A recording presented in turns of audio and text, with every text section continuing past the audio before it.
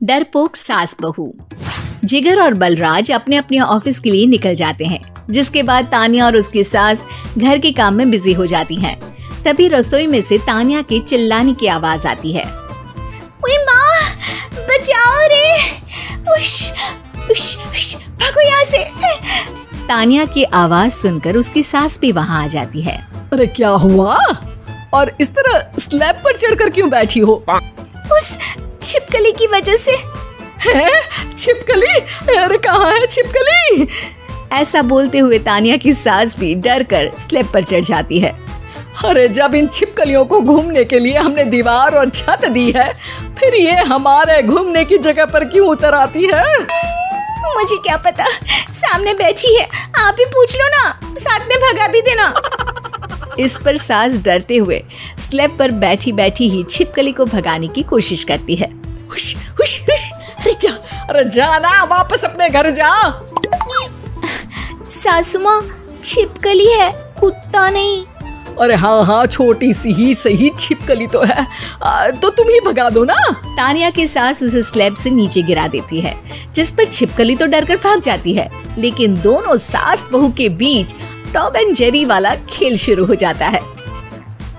आपने मुझे धक्का क्यों दिया? मुझे कुछ हो जाता तो? अगर वो मुझे खा जाती तो?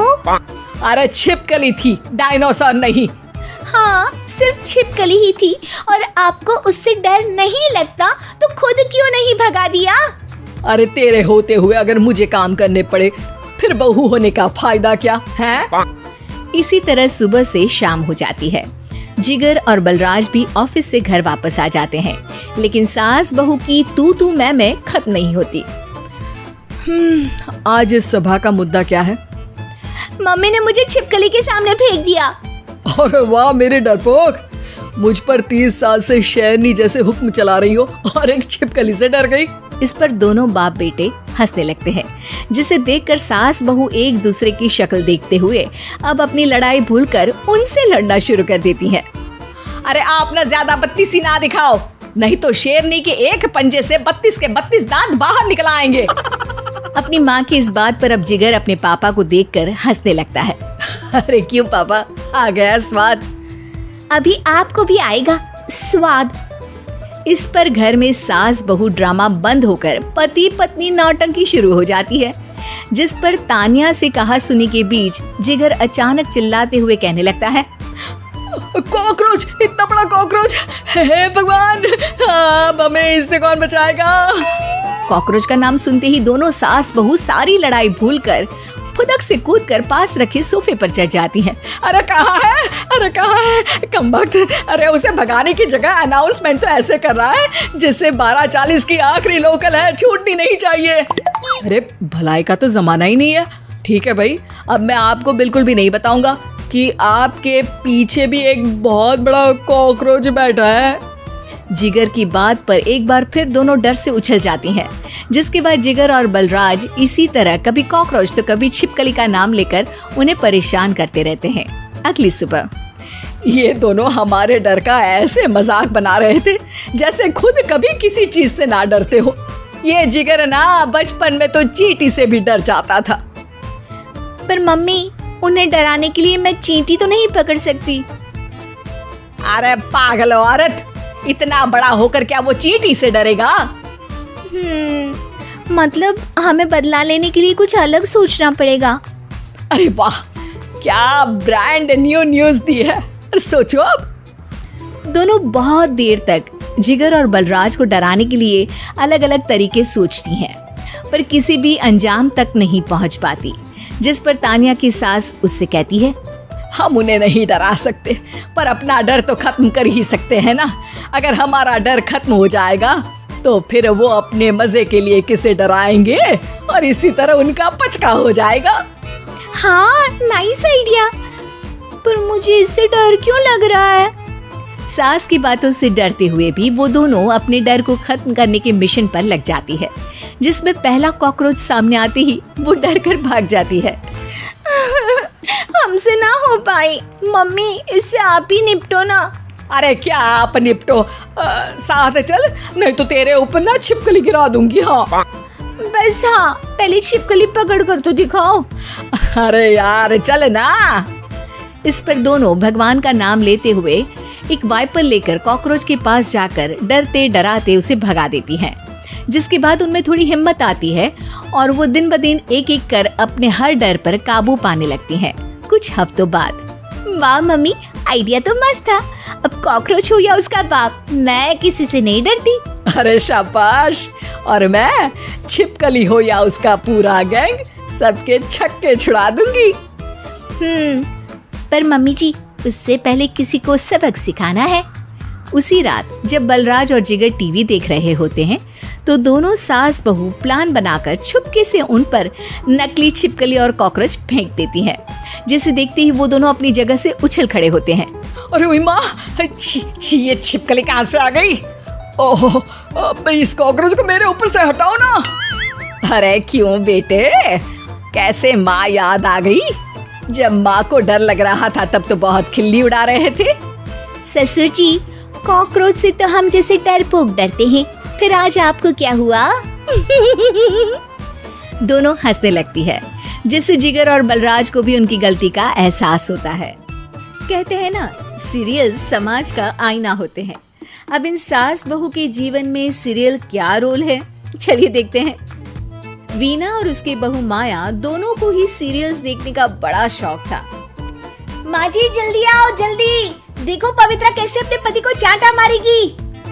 हाँ, पूरा सीरियल खत्म होने आ रहा है तब तो बुलाया नहीं।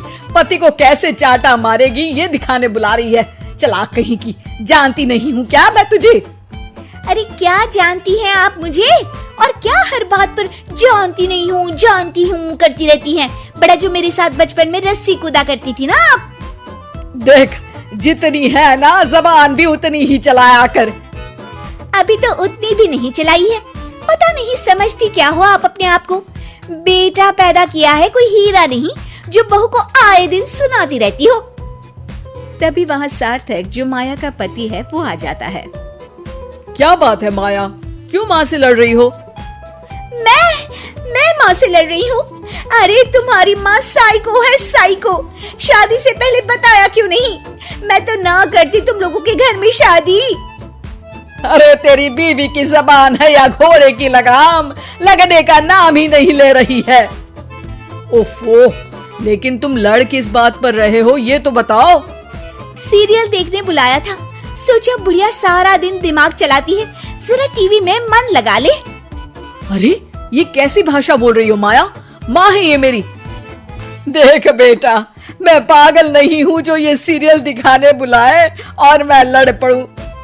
अरे यार, तुम दोनों ना घर का माहौल ठीक रखा करो ना, हमेशा लड़ना ठीक नहीं है।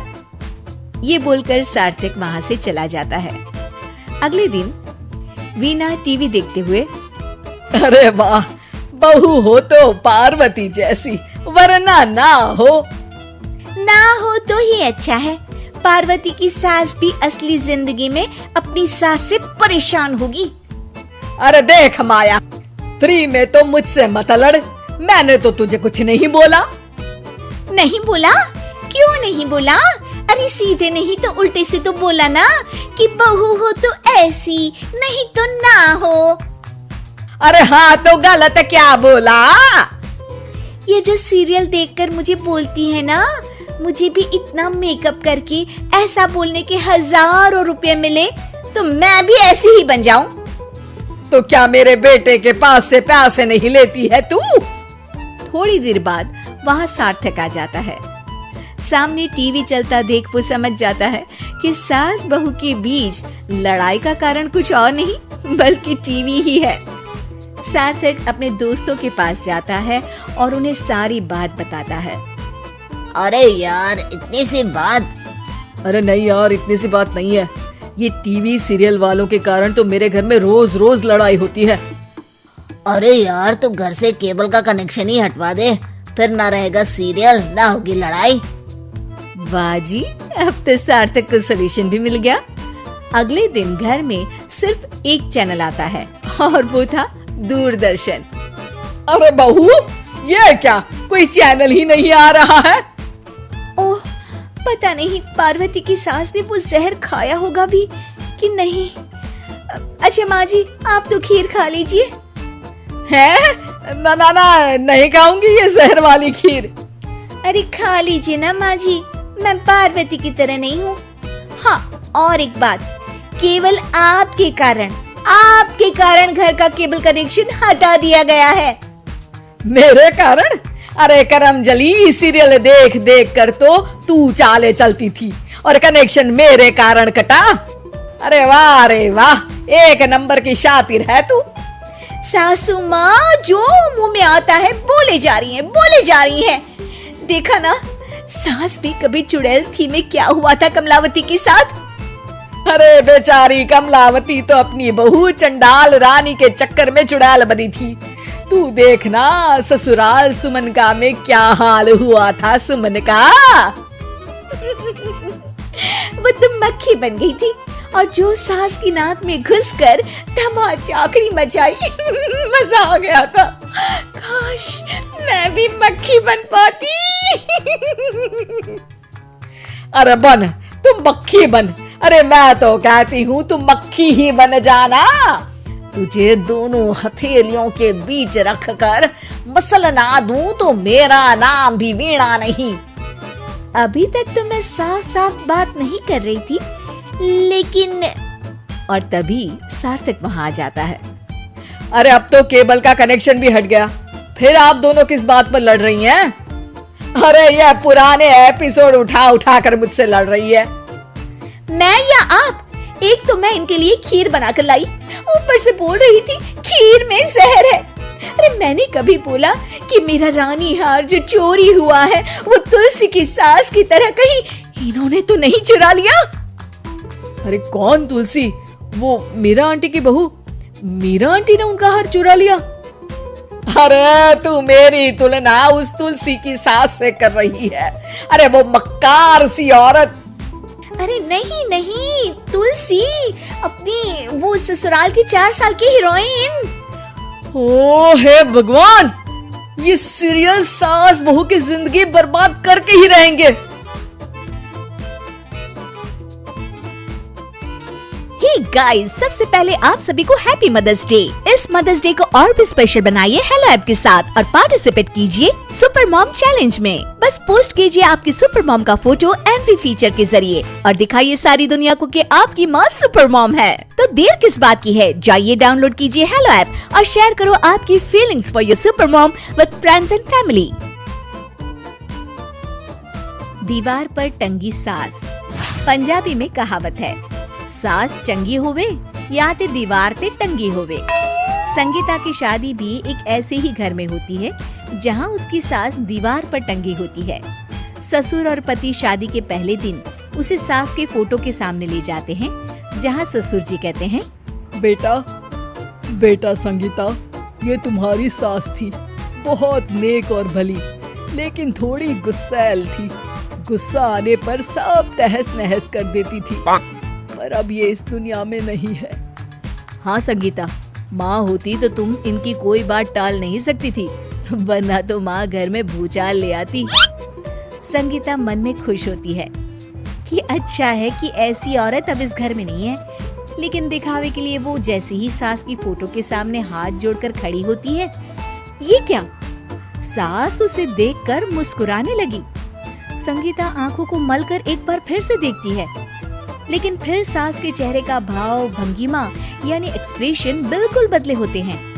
वो अपने पति और ससुर को कहती है, माँ की तस्वीर तो स्माइल कर रही है। ना बेटी, ये कैसे संभव है? जरूर तुम्हें कोई गलती हुई होगी, ऐसा कैसे हो सकता है?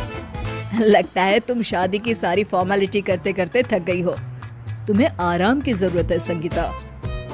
खैर, सारे संगीता की बात को इग्नोर कर कमरे में चले जाते हैं। वैसे सास की फोटो पर एक्सप्रेशन एक के बाद एक बदलते ही रहते हैं। सुबह होती है, पति और ससुर को काम पर भेजकर संगीता कमरे की सफाई करने में लग जाती है कि तभी उसे आवाज आती है, टेबल ठीक से साफ करो। ऐसे भी कोई टेबल साफ करता है? इससे अच्छा तो ये गंदा ही था। किसी औरत की आवाज सुन संगीता दंग रह जाती है और सोचने लगती है कि आवाज कहाँ से आई। आवाज को नजरअंदाज कर वो फिर से अपना काम करना शुरू करती है, लेकिन इस बार तो आवाज बिल्कुल उसके कान के पास से आती है। मेरा घर है ये। जब तक मैं थी चमका कर रखती थी, हर एक चीज शीशे की तरह थी। तुम्हें तो ना सफाई आती है ना कुछ पता है। क्यों तुम्हें मेरे घर की जिम्मेदारी दे दी गई है? पता नहीं तुम में मेरे बेटे को क्या दिखाई दिया। मैं होती तो एक से बढ़कर एक लड़कियों की लाइन लगा देती। अब संगीता को समझने में देर नहीं लगी कि ये आवाज किसी और की नहीं बल्कि उसकी सास की है, जो दीवार पर टंगी है। वो उसके पास जाती है और कहती है, नमस्ते सासू माँ, मुझे तो कल ही लग रहा था कि दीवार में कुछ काला है। वो दीवार नहीं दाल होती है पगली। सही पकड़े हैं सासू माँ। तो क्या हो गया आपको जो आप यहाँ भी चैन से नहीं बैठी हैं? सुना मैंने आपका व्यवहार काफी गुस्से वाला था। चुप रह तू, ज्यादा बकर बकर ना कर। घर का काम करना तो आता नहीं, आई है मुझसे बहस करने। हाँ देखिए सासू माँ, मैं आपसे साफ साफ कह देती हूँ, मुझसे पंगा लेने की कोशिश मत करिएगा। तभी पीछे से संगीता का पति आता है। अरे संगीता, किससे बात कर रही हो? कौन है वहाँ? संगीता की सास की फोटो फिर से पहले जैसी हो जाती है। आपकी माँ से कह रही थी कि मुझे काम करना आता। अरे संगीता, माना सास के ताने हर बहू को अच्छे लगते हैं, लेकिन यहाँ तो माँ है ही नहीं। तुम तो फोटो से ही तुम भी लाजवाब हो संगीता। किसी को विश्वास नहीं होता कि संगीता अपनी मरी हुई सास की फोटो से बात करती है। वहीं आए दिन संगीता की सास संगीता को किसी न किसी बात पर आते जाते ताने देती। संगीता को भी अब सास के तानों और उनसे बात करने की आदत हो गई। वो कभी खानदान की कहानी तो कभी तीज त्योहार कैसे मनाएं या किसी व्यंजन की रेसिपी सास से ही पूछती। सारा दिन घर में अकेली संगीता की सास अब उसके लिए तानों के साथ पक्की साथी की तरह भी रहने लगी थी, जो किसी और को नहीं बल्कि संगीता को ही सुनाई देती। तो देखा आपने, सास बहू का रिश्ता हर रिश्ते से ऊपर होता है, फिर चाहे वो खट्टा हो या मीठा। चाइनीज बहू। चाइनीज बहू हमारी याद तो है ना आपको? भूले तो नहीं ना? हाँ भाई, थोड़ी देर में ही सही, लेकिन चाइनीज बहू की कहानी आ ही गई। क्या हो रहा है ये देश में? चाइना ने तो आतंक ही मचा रखा है। अरे क्या हो गया? क्यों चाइना को कोसता रहता है? भूल मत, तेरी ससुराल चाइना की ही है। हाँ माँ, पर ये देखना, लड़ाई झगड़े, ये बीमारी, ऊपर से ये देश कितना चालाक है। अंदर न जाने क्या क्या करता रहता है। तभी अंदर से बहू की चिल्लाने की आवाज आती है। अरे क्या हो गया बहू, क्यों चिल्ला रही है? माँ जी, ये देखिए, ये रूस ने यूक्रेन की हालत क्या कर दी है। ऊपर से चाइना में 2 बड़ा लॉकडाउन लग गया है। माँ जी, अब क्या किया जाए? अरे तो तुम लोगों को क्या परेशानी हो रही है, मैं तो यही नहीं समझ पा रही हूँ। वो क्या है ना माँ, हम लोग चाइना जाने की सोच रहे थे। सांगसू के भाई की शादी है। तो क्या? अरे कौन सा उन लोगों के यहाँ भाई घोड़ी चढ़ता है जो बहन काजल लगाकर नेक लगी। माँ जी, उसकी आंखें बहुत छोटी छोटी है, उसमें या तो पुतली रह सकती है या काजल। साले की पुतली निकाल कर काजल लगा दो, अंधा कहीं का। क्या क्या बोला तुम मेरे भाई के बारे में? अरे नहीं नहीं बहू, वो तो बोल रहा था कि तुझे नेक मिल जाएगा। है, बहन है ना तो उसकी।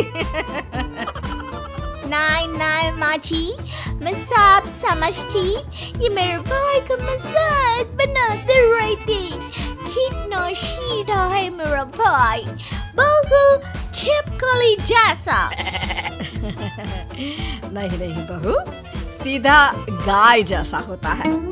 सही पकड़े हैं माँ जी। हाँ, तो मेरे भाई की शादी है, मैं चाइना जरूर जाऊंगी। तभी एक पड़ोसन आ जाती है। अरे नहीं नहीं बहू, तू कहीं ना जा, हम लोगों का मन कैसे लगेगा तेरे बिना। ले बहू, तेरे भाई के लिए ये शॉल रख ले। हमारी तरफ से गिफ्ट कर देना। अरे सब कितने अच्छे हैं। मेरी चाइनीज बहू को कितने प्यार से तुम लोगों ने एक्सेप्ट कर लिया। सच में बड़ी भाग्यशाली हूँ मैं। कैसी बात कर रही है? ये तो हम लोगों के देश की खूबसूरती है कि हर किसी को दिल से अपना लेते हैं, बस वो भी दिल से हमें अपना समझे। कैसी बात कर रही है आंटी जी? मेरे लिए आप सब सासू माँ जैसी ही हैं। मुझे भारत बहुत अच्छा लगता है। ये सबसे अच्छा देश है। मेरा भारत महान। वैसे भी लड़की की शादी जहाँ होती है वो तो वहीं की हो जाती है ना। जीती रे बहू, सही बोल रही है। औरत तो होती ही पानी की तरह है, जो जहाँ जैसे रखे वैसी ही शेप ले लेती है। आंटी जी, ये थोड़ा सा ज्यादा हो गया। समझ नहीं आया। नो प्रॉब्लम, चाय बना कर लाती हूँ। फिर क्या, वो दिन भी आ जाता है जब बेटे बहू को चाइना जाना पड़ता है। वहाँ जाकर बहू का भाई कहता है, मेहरबान आ गए, मेहरबान आ गए। मैंने सबको बोला कि सब हिंदी में बात करेंगे, नहीं तो बहन नाराज हो जाएगी। थैंक्स बॉय, हिंदी मेरी भाषा है। आप मुझे उसी में बात करना अच्छा लगता है। आपने जीजा जी से मिलो। बहन तुम अंदर चलो। सभी बहू को अंदर लेकर चले जाते हैं, लेकिन सांगसू का पति वो तो बेचारा चाइना के ससुराल के आंगन में अकेला खड़ा रहता है। काफी देर तक जब कोई उसे नहीं पूछता तो वो माँ को घर पर फोन करता है। हाँ बेटा, पहुँच गए ना कुशल मंगल? हाँ माँ, लेकिन सांगसू पता नहीं कहाँ है। वो तो अंदर गई है, तब से बाहर आई ही नहीं। कैसी बात कर रहा है? तो तू अंदर चला जा, तू बाहर क्यों है? अरे दामाद है तू वहाँ का। उन लोगों ने तुझे बिठाया, चाय पानी कुछ नहीं पूछा? नहीं ना माँ। तभी सामने से सांगसू आती है। क्यों आप अभी तक तैयार नहीं हुए? और ये बैग लेकर क्यूकम्बर से बाहर आए, इसे वहीं रख देते। कमरा? कौन सा कमरा? अरे कैसी बात कर रही हो? जब से तुम अंदर गई हो मैं बाहर ही तो खड़ा हूँ। बहू को बहुत हैरानी होती है और गुस्सा भी आता है। तभी उसका भाई और माँ आ जाते हैं। अंदर खाना लग गया है। पहले ये बताओ कि मेरे पति को किसी ने खाना या पानी क्यों नहीं पूछा? वो भारत से ससुराल पहली बार आया है, वो भी मेरे कहने पर। उनकी इज्जत क्यों नहीं की? देख बेटी, तूने जबरदस्ती जिद में शादी की थी तो हम लोगों ने कर दी, लेकिन अब तुम ये सोचो पूरी चाइना में मैं इस इंडियन को अपना दामाद बताऊं? So sorry. हाँ सांगसू, और तुम भी चुप रहना, नहीं तो वो लोग मेरी शादी तोड़ देंगे। ऐसी बात है, कोई बात नहीं, मैं बाहर होटल में रह लेता हूँ। तुम वही करो जो ये लोग चाहते हैं। कैसी बात कर रहे हो? शादी के बाद पति जैसा भी हो, जो भी हो, पति होता है। वैसे भी तुम्हारे पूरे परिवार ने, सबने बिना सोचे मेरा साथ दिया, मुझे एक्सेप्ट किया, प्यार किया। मैं अपने देश में आपको अकेला कैसे छोड़ सकती हूँ? ये हिंदी फिल्म का ड्रामा बंद करो, मैं अब ये बर्दाश्त नहीं करूँगी। चुपचाप अंदर चलो, नहीं तो ये शादी वादी यहीं खत्म करके इसे अकेले ही इंडिया जाना पड़ेगा। कैसी बात कर रही हो माँ? ये मेरे पति हैं। है नहीं था, हम लोगों ने यहाँ वकील को बुला लिया है, जिसके बाद अब तेरा तलाक करा के हम यहाँ के चाइनीज लड़के से तेरी शादी करा देंगे। अरे कैसी बात कर रहे हो? हम तो यहाँ तुम्हारी शादी के लिए आए थे। नहीं नहीं, मैं सांगसू के बिना नहीं रह सकता हूँ। हाई वोल्टेज ड्रामा होने के बाद से ही सारा माहौल खराब हो जाता है कि तभी एक लड़की आती है। मैंने सारा इंतजाम कर दिया है। सांगसू की शादी का मंडप परसों लग जाएगा। तब तक इसके पति को कमरे में बंद कर देते हैं। सभी सांगसू के पति का हाथ बांधकर उसे कमरे में बंद कर देते हैं। ये खैर कानूनी है। हम लोग मेरे पति के साथ ऐसा नहीं कर सकते हैं। मैं किसी से शादी नहीं करूंगी, ये साफ बात है। पहले मैं अपनी शादी करूं, फिर तेरी भी शादी करवा दूंगा। सब कुछ तय हो जाता है, भाई की शादी हो जाती है। फिर वो दिन भी आ जाता है जब सांगसू की शादी वो लोग जबरदस्ती करने के लिए उसे मंडप पर ले जाते हैं। ऐसा मत करो, ये मेरी बीवी है। मैं किसी से शादी नहीं करूंगी। कैसे नहीं करेगी शादी? शादी तो तेरा बाप भी करेगा। हाँ, मैं करूंगा शादी। प्लीज कोई मेरी शादी किसी अच्छा औरत से करवा दे। चुप, बिल्कुल चुप। फिर माँ सांगसू और उसके पति से कहती है, तुम लोगों का बच्चा मेरी कैद में है। अगर तुम लोगों ने कोई भी होशियारी की तो मैं इस बच्चे को मार दूंगी। दोनों माँ का रूप देखकर हैरान हो जाते हैं। बच्चे की खातिर दोनों शांत हो जाते हैं और शादी की रस्में शुरू हो जाती है कि तभी सांगसू की सास पुलिस के साथ आ जाती है। सरसू माँ आ गई, मेरी माँ आ गई। माँ प्लीज हम लोगों को बचाकर वापस ले चलो। पुलिस सभी को गिरफ्तार कर लेती है। बेटी के बच्चे को मारने की धमकी तो कोई चुड़ैल ही दे सकती है। अरे तो ये चुड़ैल ही तो है। ये सही बोल रहे हैं, ये औरत किसी चुड़ैल से कम नहीं है। तभी उन लोगों का बच्चा भी आकर सांगसू के गले लग जाता है। माँ तू सही समय पर आ गई, लेकिन तुझे कैसे पता चला कि यहाँ ये सब हो रहा है? बेटा ये चाइनीज लोग ना होते ही धोखेबाज है। इन लोगों पर मुझे भरोसा नहीं था, इसलिए मैंने तेरे फोन को हमेशा के लिए मेरे फोन से अटैच कर दिया था, जिससे तेरे आसपास होने वाली सारी बात मैं सुनती रहूं। उस दिन भी मेरी तेरी बात हो रही थी तो तेरा फोन ऑन था, मैं सब समझ गई थी। मुझे माफ कर दो। नहीं, बिल्कुल नहीं। चलिए माँ जी, इंडिया वापस चलते हैं। आज के बाद मैं यहाँ कभी नहीं आऊंगी।